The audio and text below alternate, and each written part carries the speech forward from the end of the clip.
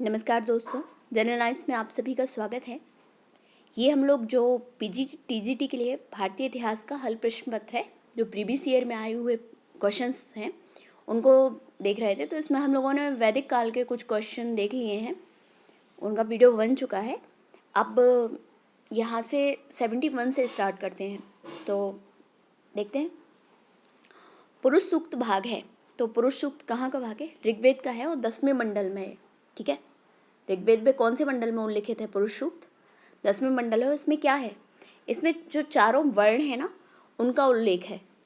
ठीक है, 4 वर्णों का उल्लेख ऋग्वेद के किस मंडल में मिलता है? तो 10वें मंडल में मिलता है, तो इसका डी हो जाएगा। नेक्स्ट है, वर्ण व्यवस्था का सर्वप्रथम उल्लेख कहाँ मिलता है? तो वर्ण व्यवस्था को उल्लेख ऋग्वेद में मिलता है। ऋग्वेद के कौन से मंडल में?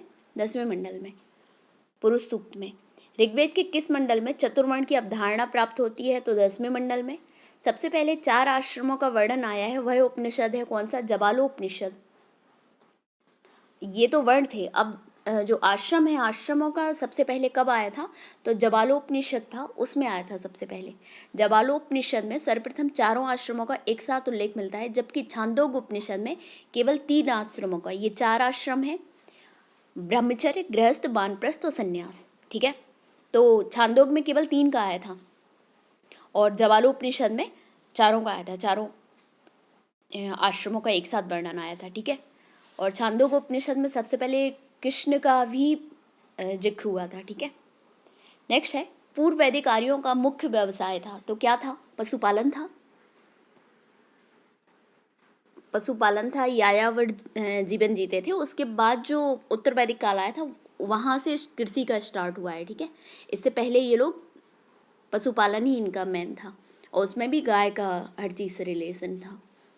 ऋग्वैदिक आर्यों का प्रारंभिक जीवन अस्थायी था, अतः उनके जीवन में कृषि की अपेक्षा पशुपालन का अधिक महत्व था। पशुओं में गाय की सर्वाधिक महत्ता थी। गाय की गणना संपत्ति में की जाती थी। ऋग्वेद में 176 बार गाय का उल्लेख मिलता है, इतनी महत्वपूर्ण थी। ठीक है, गाय। निम्नलिखित में से वैदिक धर्म में कौन सम्मिलित नहीं था? तो मूर्ति पूजा नहीं थी, बाकी प्रकृति पूजा होती थी, मंत्रोच्चारण होते थे, यज्ञ होता था, लेकिन मूर्ति पूजा नहीं थी उस टाइम। ठीक है, नेक्स्ट है, ऋग्वेद में उल्लिखित पणि संबंध है, तो पणि क्या होता था? पणि व्यापार से संबंधित होता है। ठीक है, ऋग्वेद में उल्लिखित पणि व्यापार वाणिज्य से संबंधित था। ये लोग पशुओं की चोरी करने के लिए कुख्यात थे, विशेषतः गाय के लिए। ठीक है, ऋग्वेद में एक अन्य प्रकार के व्यापारी ब्रभु का उल्लेख है, जो दानशील थे। तो ब्रभु कौन कहलाते थे? ब्रभु वो कहलाते थे, वो व्यापारी कहलाते थे जो क्या करते थे? दान करते थे। ठीक है, उन व्यापारी को क्या बोलते थे? ब्रभु बोलते थे। ऋग्वेद में बढ़ई, रथकार, बुनकर, चर्मकार, कुम्हार आदि शिल्पियों का उल्लेख मिलता है। ऋग्वेद में बढ़ई के लिए तक्षण और धातुकर्मी के लिए कर्मार शब्द मिलता है। तो तक्षण किसके लिए मिलता था? एक मिनट। तक्षण मिलता था बढ़ई के लिए, और धातुकर्मी के लिए कर्मार मिलता था। ठीक है, तांबे या कांसे के अर्थ में अयस शब्द युक्त होता था। तो तांबे या कांसे को क्या बोलते थे? अयस। अयस शब्द किसके लिए होता था? तांबे या कांसे के लिए।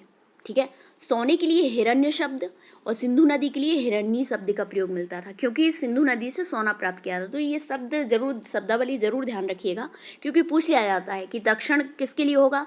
तो बढ़ई के लिए। कर्मार किसके लिए बोला जाता है ऋग्वेद में? तो धातुकर्मी के लिए। और अयस किसके लिए प्रयोग होता था? तो तांबे या कांसे के लिए अयस शब्द का प्रयोग होता था, और सोने के लिए हिरण्य, और सिंधु नदी को हिरण्य कहा जाता था, क्योंकि सिंधु नदी से उस टाइम सोना मिलता था। नेक्स्ट है, ऋग्वेद में निष्क अलंकरण था। तो निष्क क्या था? तो गले का हार था, उसको बोलते थे। गले में जो पहना जाता था, हार क्या? गले में पहनने वाला आभूषण था, उसको बोलते थे। इसका प्रयोग विनिमय के माध्यम के लिए किया जाता था। अन्य महत्वपूर्ण तथ्य क्या है? ऋग्वैदिक काल में स्त्री पुरुष दोनों आभूषण प्रेमी थे। ऋग्वैदिक काल में 3 प्रकार के वस्त्र प्रचलित थे। नीवी को क्या बोलते थे? जो अधो वस्त्र शरीर के निचले हिस्से में पहना जाता था, उसे क्या बोलते थे? नीवी बोलते थे। ठीक है, और शरीर के मध्य भाग में पहने जाने वाला वस्त्र वास होता था, और शरीर के ऊपर से ढकने वाला वस्त्र जैसे साल या चादर बोलते हैं, वो आदिवास या द्रापी बोलते थे। ऊपर जो जैसे कुर्ते वगैरह के ऊपर शॉल वगैरह नहीं डाल लेते हैं, तो वो क्या बुलाता है, उसे द्रापी बोलते थे। और शरीर के मध्य भाग में पहने जाने वाला वस्त्र था उत्तरी, और नीचे वाले वस्त्र को क्या बोलते थे, नीवी या अधो वस्त्र। ठीक है, लीजिए ये फिर से चला गया। चलिए, तो नेक्स्ट है, ऋग्वैदिक काल में निष्क किस अंग का आभूषण था, तो ये था गले का। उत्तर वैदिक काल में पांचाल का प्रसिद्ध दार्शनिक शासक था, तो पांचाल में कौन थे, पांचाल में थे प्रबाहण जवाली। ठीक है, प्रबाहण जवाली थे पांचाल में। उत्तर वैदिक काल में पांचाल प्रसिद्ध दार्शनिक शासक प्रबाहण जवाली था। उत्तर वैदिक काल में पांचाल सर्वाधिक विकसित राज्य था। शतपथ ब्राह्मण में इन्हें वैदिक सभ्यता का सर्वश्रेष्ठ प्रतिनिधि कहा गया है। किसमें, शतपथ ब्राह्मण में। उत्तर वैदिक काल में अनेक राजा ऐसे हुए जो ब्रह्म ज्ञान या आध्यात्मिक चिंतन से जुड़े थे, जिनमें प्रमुख थे विदेह के जनक कहाँ के थे, विदेह के थे, केकई के अश्वपति थे, और काशी के अजातशत्रु थे। ठीक है, निम्न में से कौन उपनिषदों में निम्नलिखित कैकेयी जनपद का एक दार्शनिक राजा था, तो अश्वपति थे केकई के, अभी हम लोगों ने पढ़ा है। गायत्री मंत्र संबोधित है, तो गायत्री मंत्र किसके लिए है, सविता देवता के लिए, सूर्य के लिए। ठीक है, सविता किसको बोलते हैं, सूर्य को बोलते हैं ना। ऋग्वेद की तृतीय मंडल में गायत्री मंत्र का उल्लेख है। इसके रचयिता विश्वामित्र हैं। यह सविता को समर्पित है। जब सूर्य चमकने लगता है तो उसे सविता कहा जाता है। उदित होते हुए सूर्य को मित्र कहा जाता था। ठीक है, नेक्स्ट है, कथन है ऋग्वैदिक काल में ग्रामीण सभ्यता थी, तो बिल्कुल ऋग्वैदिक काल में कृषि एवं पशुपालन मुख्य व्यवसाय था, तो पशुपालन था व्यवसाय, लेकिन हाँ कृषि भी कहीं कहीं मान सकते हैं, तो व्याख्या दोनों सही होगा, ए सही होगा। ठीक है, मैन पशुपालन था। ठीक है, मुख्य व्यवसाय। सिंधु सभ्यता के विपरीत वैदिक सभ्यता मूलतः ग्रामीण थी। आर्यों का प्रारंभिक जीवन मुख्यतः पशुचारण था, कृषि उनका गौण धंधा था। ठीक है, मतलब मैन नहीं था, गौण धंधा कह सकते हैं इसको। ठीक है, ऋग्वैदिक में कुल 10,580 श्लोकों में से केवल 24 में ही कृषि का उल्लेख है। और ये कौन से मंडल में है, ये चतुर्थ मंडल में है, ध्यान रखना आप, कृषि का उल्लेख।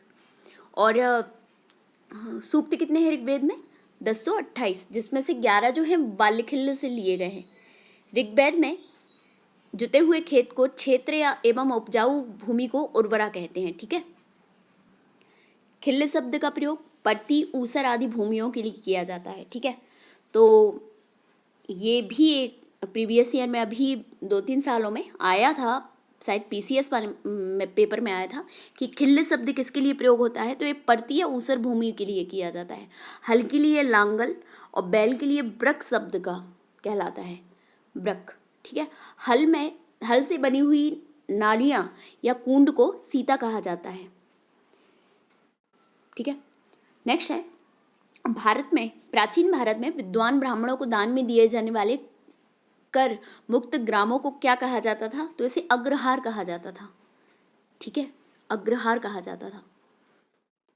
प्राचीन भारत में विद्वान ब्राह्मणों को दान में दिए जाने वाले कर मुक्त ग्रामों को अग्रहार कहा जाता था। भुक्ति गुप्तोत्तर काल में शासन की एक इकाई थी।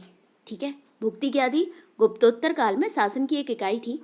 शतपथ ब्राह्मण में विस्तार से वर्णन किया गया है, तो किस चीज़ का, धार्मिक कर्मकांड का। धार्मिक कर्मकांड का वर्णन कहाँ पे किया गया है, शतपथ ब्राह्मण में। शतपथ ब्राह्मण यजुर्वेद का ही एक ब्राह्मण है। ठीक है, शुक्ल यजुर्वेद का केवल एक ब्राह्मण है, शतपथ ब्राह्मण। यह सबसे प्राचीन और सबसे बड़ा ब्राह्मण ग्रंथ है। इसके रचनाकार महर्षि याज्ञवल्क्य हैं। ये शतपथ ब्राह्मण मुख्यतः धार्मिक कर्मकांड से संबंधित ग्रंथ है। तो वैसे भी यजुर्वेद में किस चीज़ का उल्लेख है, धार्मिक कर्मकांड, इन्हीं सब का उल्लेख है ना। और 2 भाग में डिवाइडेड है, शुक्ल यजुर्वेद और कृष्ण यजुर्वेद। और शुक्ल यजुर्वेद को क्या बोलते हैं, वात्स्ययनीय। ठीक है, शतपथ ब्राह्मण में जल प्लावन कथा, पुनर्जन्म का सिद्धांत देख लीजिए। एक और क्या क्या है, धार्मिक सिद्धांत तो है, साथ में क्या है, जल प्लावन कथा, पुनर्जन्म का सिद्धांत, पुरूरवा उर्वशी आख्यान भी शतपथ ब्राह्मण में है। राम कथा और अश्विन कुमार द्वारा च्यवन ऋषि को यौवन दान का वर्णन है। ठीक है, जो च्यवन ऋषि को यौवन दान देने वाली कथा है वो इसी में वर्णित है। ठीक है, यजुर्वेद की 2 शाखाएं हैं, शुक्ल यजुर्वेद और कृष्ण यजुर्वेद। शुक्ल यजुर्वेद को वात्स्यायनीय संहिता भी कहते हैं। शतपथ ब्राह्मण किस वेद से संबंधित है? तो ये यजुर्वेद से संबंधित है। शतपथ ब्राह्मण यजुर्वेद का ब्राह्मण है। प्राचीन इतिहास का साधन के रूप में वैदिक साहित्य में ऋग्वेद के साथ शतपथ ब्राह्मण का स्थान है। कर्मकांडों के अतिरिक्त इसमें सामाजिक विषयों का वर्णन है। पुरुष मेद का उल्लेख शतपथ ब्राह्मण में ही हुआ है। पुरुष मेद का उल्लेख भी शतपथ ब्राह्मण में हुआ है। ठीक है, नेक्स्ट है शतपथ ब्राह्मण का संबंध किस वेद से है? तो यजुर्वेद से है। शतपथ ब्राह्मण का संबंध किस वेद से है? फिर से वही क्वेश्चन है, यजुर्वेद से है। कौस्तकीय ब्राह्मण अधोलिखित किस संहिता का ब्राह्मण ग्रंथ है? तो जो ऋग्वेद है, ऋग्वेद के 2 ब्राह्मण हैं। कौन कौन से?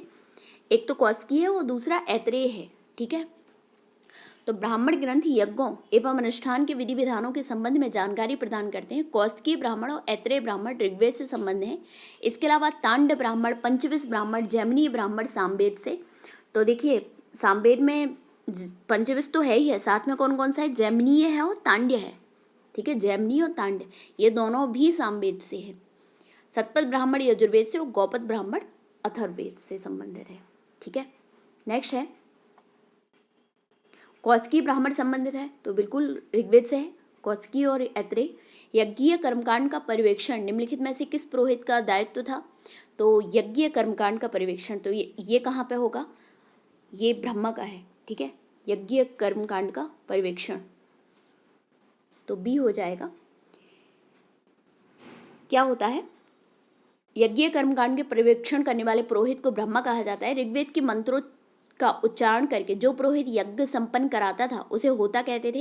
ये ऋग्वेद का होता था। सामवेद का क्या होता था? मंत्रों का गायन करने वाला उद्गाता होता था। यजुर्वेद के कर्मकांडों का संपन्न करने वाले पुरोहित को अथर्वयु कहा जाता था। ठीक है, सभा और समिति को प्रजापति की 2 पुत्रियां कहा है। किसमें? अथर्ववेद में कहा है कि सभा और समिति जो है ना, वो प्रजापति की 2 पुत्रियां हैं। ठीक है, अथर्ववेद में कहा गया है। ये अथर्ववेद में परीक्षित को मृत्युलोक का देवता बताया गया है। अथर्वा ऋषि के नाम पर इस वेद का नाम अथर्ववेद पड़ा। अथर्ववेद में मगध और अंग का उल्लेख सुदूरवर्ती प्रदेश के रूप में किया गया है। तो कौन कौन से महाजनपद का उल्लेख है? मगध का है और अंग का है, इन दोनों का उल्लेख है। ठीक है, अथर्ववेद में निम्नलिखित में से किसमें सभा एवं समिति की प्रजापति की 2 पुत्रियां कहा गया है? तो अथर्ववेद में। नेक्स्ट है किस वेद में सभा और समिति की प्रजापति? अथर्ववेद। आर्य शब्द का शाब्दिक अर्थ है, तो आर्य मतलब क्या होता है? श्रेष्ठ। जो श्रेष्ठ होता है उसे क्या बोलते हैं? आर्य बोलते हैं। ठीक है, आर्य प्राचीन भारत, यूरोपीय एवं प्राचीन ईरानी भाषा बोलने वालों के लिए प्रयुक्त शब्द है। वैदिक संस्कृति में आर्य शब्द श्रेष्ठ, शिष्ट अथवा सज्जन तथा नैतिक अर्थ में महाकुल, कुलीन, सभ्य, साधु आदि के लिए प्रयुक्त होता है।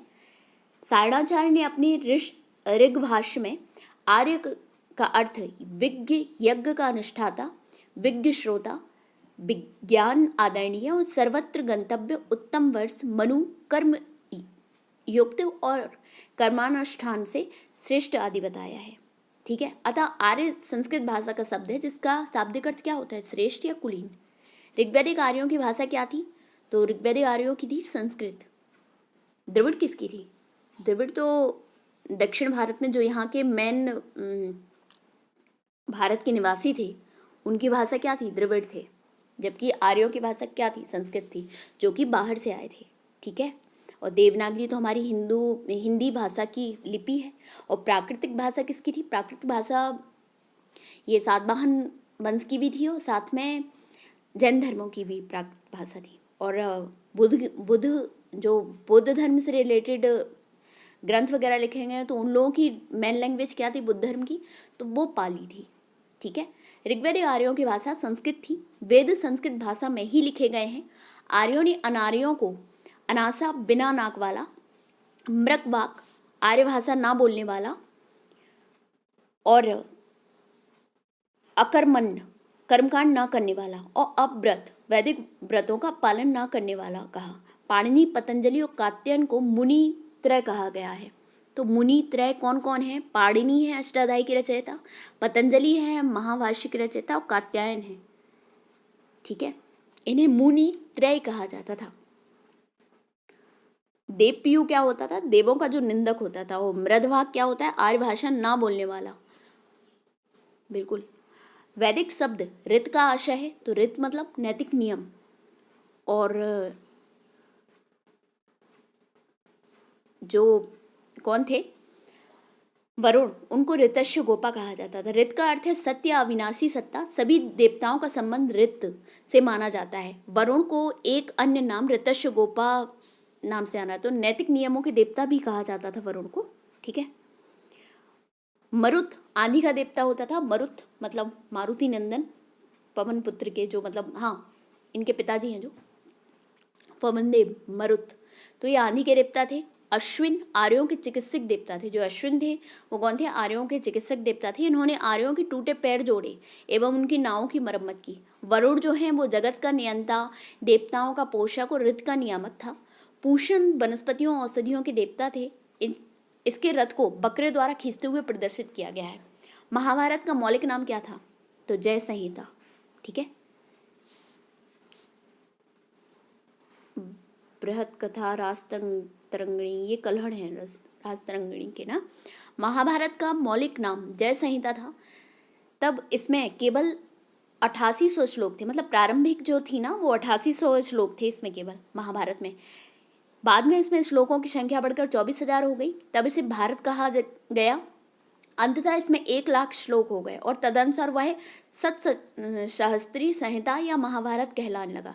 यह विश्व का सबसे बड़ा महाकाव्य है और इसके संकलनकर्ता कौन है? महर्षि वेदव्यास है। कृष्ण द्वैपायन वेदव्यास भी जिन्हें कहते हैं। ठीक है।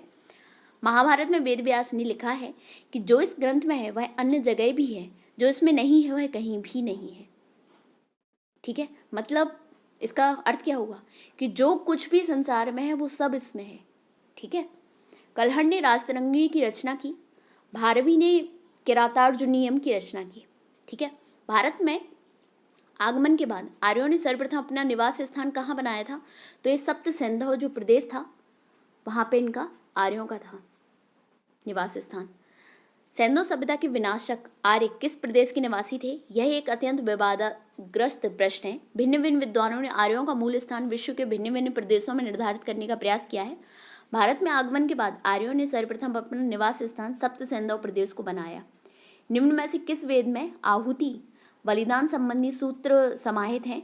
तो ये यजुर्वेद में है। यजुर्वेद में बलिदान का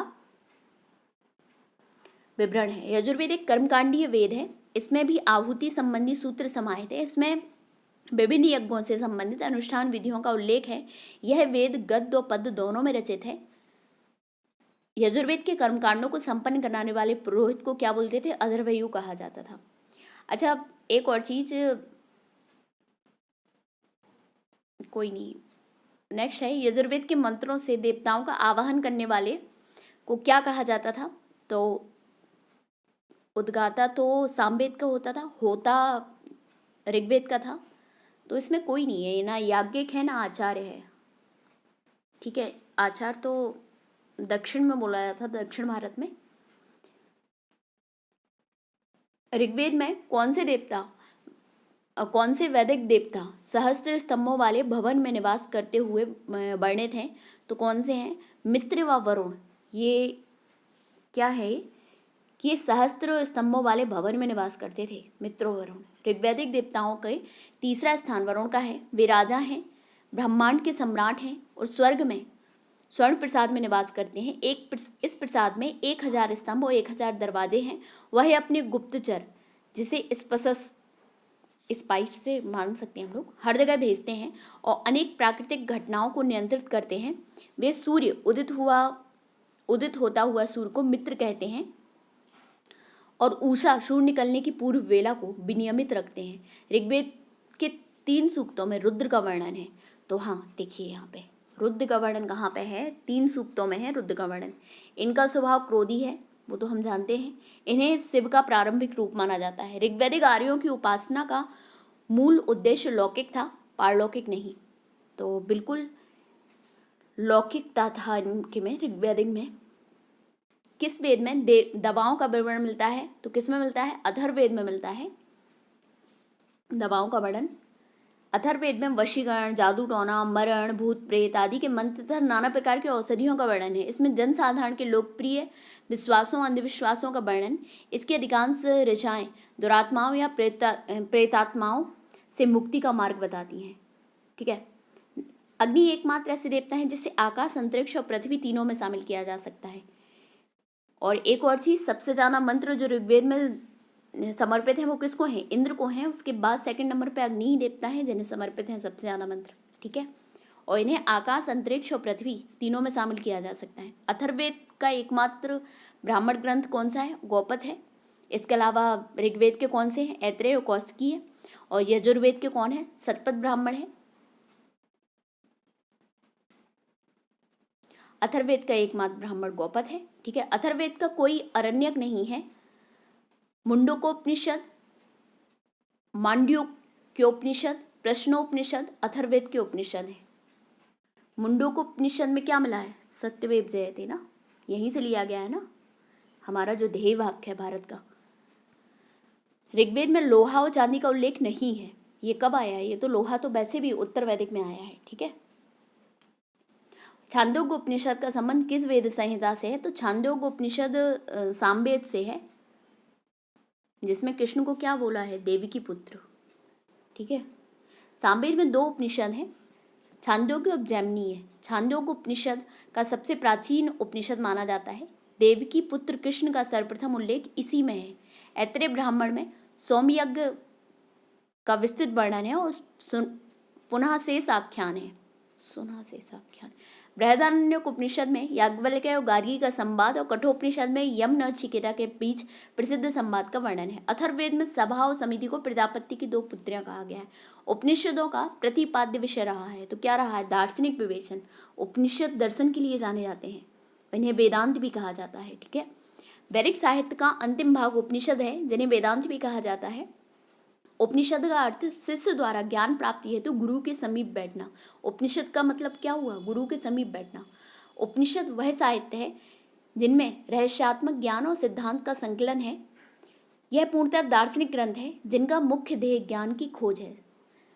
शंकराचार्य ने केवल 10 उपनिषदों पर अपना भाष्य लिखा है। शतपथ ब्राह्मण में जल प्लावन कथा, पुनर्जन्म का सिद्धांत, पुरुरवा उर्वशी आख्यान, राम कथा अश्विन कुमार द्वारा। अश्विन कुमार कौन है? जो औषधियों के देवता हैं, चिकित्सक हैं। ठीक है। चमन ऋषि को यौवन दान का वर्णन है इनका। ठीक है। मुंडकोपनिषद में सत्यमेव जयते और यज्ञों की तुलना जो इसमें की गई है वो टूटी फूटी नाव से की गई है। ठीक है। नेक्स्ट है उपनिषदों की विषय वस्तु क्या है? तो दर्शन है। निम्नलिखित में से कौन प्रस्थान त्रयी में सम्मिलित नहीं है? तो प्रस्थान त्रयी कौन कौन से हैं? प्रस्थान त्रयी है भगवत गीता, उपनिषद और ब्रह्मसूत्र। लेकिन जो भागवत है वो प्रस्थान त्रयी नहीं है। ठीक है। भागवत और भगवत गीता में डिफरेंस है, ये समझते हैं ना आप लोग। वेदांत के 3 मुख्य स्तंभ माने जाते हैं, उपनिषद, भगवत गीता एवं ब्रह्मसूत्र। इन तीनों को प्रस्थान त्रयी कहा जाता है। इसमें उपनिषद को श्रुति प्रस्थान, गीता को स्मृति प्रस्थान और ब्रह्मसूत्र को न्याय प्रस्थान कहते हैं। अतः स्पष्ट है कि भगवत प्रस्थान त्रयी में सम्मिलित नहीं है। ऋग्वेद संहिता की रचना किस क्षेत्र में हुई थी? ऋग्वेद की कहाँ हुई थी? सप्त सैंधव प्रदेश में। यहीं पे तो आर्य बसे थे और आर्यों ने ही तो किया था। ठीक है। ऋग्वेद संहिता की रचना सप्त सैंधव प्रदेश में हुई थी। इसमें कुल 10 मंडल, 1028 सूक्त और 10,580 मंत्र हैं। शतपथ ब्राह्मण में विदेह माधव की कथा का उल्लेख मिलता है। इसमें रेवा का उल्लेख मिलता है। रेवा किसको बोलते थे? नर्मदा नदी को रेवा बोलते थे। ठीक है। ऋग्वेद के नदी सूक्त में 21 नदियों का उल्लेख है, जिसमें सिंधु नदी का सर्वाधिक बार उल्लेख है। और सबसे पवित्र नदी किसे माना गया है? सरस्वती नदी को माना गया है, जिसे देवी तमा बोलते हैं। नदी तमा, देवी तमा। ठीक है। वैदिक संहिताओं में कुल 31 नदियों का उल्लेख है। ऋग्वेद के किस मंडल में शूद्र शब्द का उल्लेख हुआ है? तो ये 10वें मंडल में हुआ है उल्लेख। यहाँ पे जो कौन सा था? पुरुष सूक्त था। इसमें 4 वर्णों का उल्लेख मिलता है ना, उसी में सबसे पहले शूद्र शब्द का प्रयोग है। ऋग्वेद के 10वें मंडल में पुरुष सूक्त में पहली बार वर्ण व्यवस्था का उल्लेख मिलता है, जिसमें विराट पुरुष के पैर से शूद्र की उत्पत्ति दिखाई गई है। इस प्रकार शूद्र शब्द पहली बार पुरुष सूक्त में ही प्राप्त होता था। ऋग्वेद में जायदेदस्तम अर्थात पत्नी ही ग्रह है कहकर उसके महत्व को स्वीकार किया गया है। जायदे दस्ता मतलब पत्नी ही क्या है, ग्रह है। वर वधु को सम्मिलित रूप से क्या बोलते थे, अर्भ,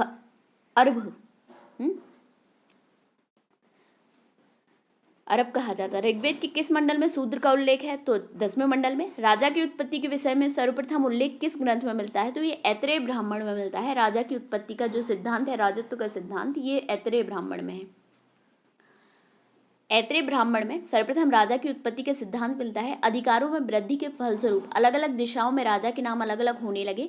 मध्य देश में वह राजा, पूर्व में सम्राट, पश्चिम में स्वराट और उत्तर में विराट और दक्षिण में भोज कहा जाने लगा। वह राजा जो चारों दिशाओं को विजित कर लेता था उसे क्या बोलते थे, एकराट कहा जाता था। रासु यज्ञ का विस्तृत वर्णन सतपथ ब्राह्मण में मिलता था। कैकेयी के अश्वपति, काशी के अजातशत्रु, विदेह के जनक, कुरु जो राजधानी इसकी थी आसंदिवत के उद्दालक आरुणि और पांचाल के प्रवाहन जवाली प्रमुख राजा थे। सतपथ ब्राह्मण सर्वाधिक 12 रत्नियों का उल्लेख है। कितने रत्नियों का उल्लेख है, 12।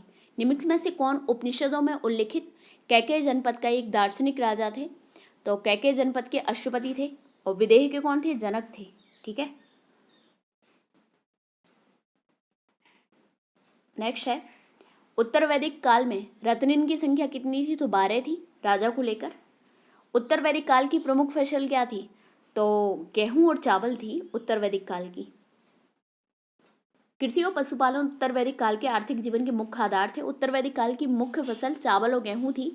वात्स्यायनीय संहिता जो कि किसकी है, किसका भाग है, ये यजुर्वेद की है, शुक्ल यजुर्वेद की, में विभिन्न अन्नों को बोने तथा पकने का समय दिया गया है। ब्रभु नामक व्यापारी दानशील थे, जबकि पणि नामक व्यापारी पशुओं की चोरी करने के लिए कुख्यात थे। ऋग्वेद में युद्ध का पर्याय, तो ब्रभु और पणि ये दोनों व्यापारियों को थे, लेकिन जो ब्रभु थे वो दानशील थे और जो पणि थे वो चोरी करते थे गायों की। ठीक है, ऋग्वेद में युद्ध का पर्याय गविष्ठी, गायों का अन्वेषण है। इसमें 176वां गाय का उल्लेख है ऋग्वेद में। निम्नलिखित में से कौन पूर्व वैदिक युग का प्रमुख खाद्यान्न था, तो क्या था, जौ। पूर्व वैदिक का प्रमुख खाद्यान्न क्या था, जौ था। ठीक है, जौ पूर्व वैदिक युग का प्रमुख खाद्यान्न था। ऋग्वेद में एक ही अनाज यव अर्थात जौ का उल्लेख है।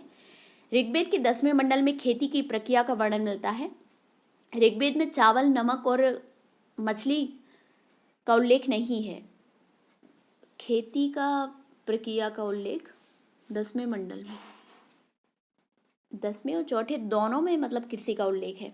ठीक है, ऋग्वेद में चावल, नमक और मछली का उल्लेख नहीं है।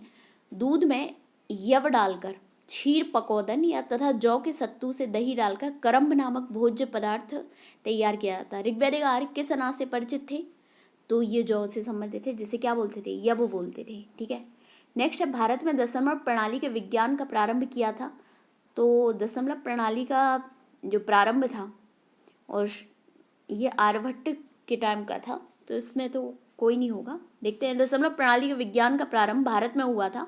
दशमलव प्रणाली भारत से अरब और वहाँ से पश्चिम देशों तक फैली। गुप्त काल में भारत में शून्य का आविष्कार और दशमलव प्रणाली का विकास हुआ। तो कब हुआ था ये, गुप्त काल में हुआ था। आर्यभट्ट इस काल के प्रसिद्ध वैज्ञानिक थे। उन्होंने आर्यभट्टीय नामक ग्रंथ की रचना की थी। इस ग्रंथ में दशमलव प्रणाली, अंक गणित, बीज गणित या ज्यामिति के नवीनतम सिद्धांत थे। तो ये हम लोग का वैदिक युग कंप्लीट हो चुका है। अब धार्मिक आंदोलन हम लोग स्टार्ट करेंगे, यही बुद्ध और जो जैन धर्म से संबंधित है, तो ये हम लोग नेक्स्ट वीडियो में करेंगे। आपको हमारा वीडियो अच्छा लगा है तो उसे लाइक करिए, हमारे चैनल को शेयर करिए, सब्सक्राइब करिए। और भी आपको वीडियो चाहिए हैं भारतीय इतिहास के या फिर नेट के परिप्रेक्ष्य में, तो आप हमारे चैनल पर जाके देख सकते हैं। बाकी धन्यवाद।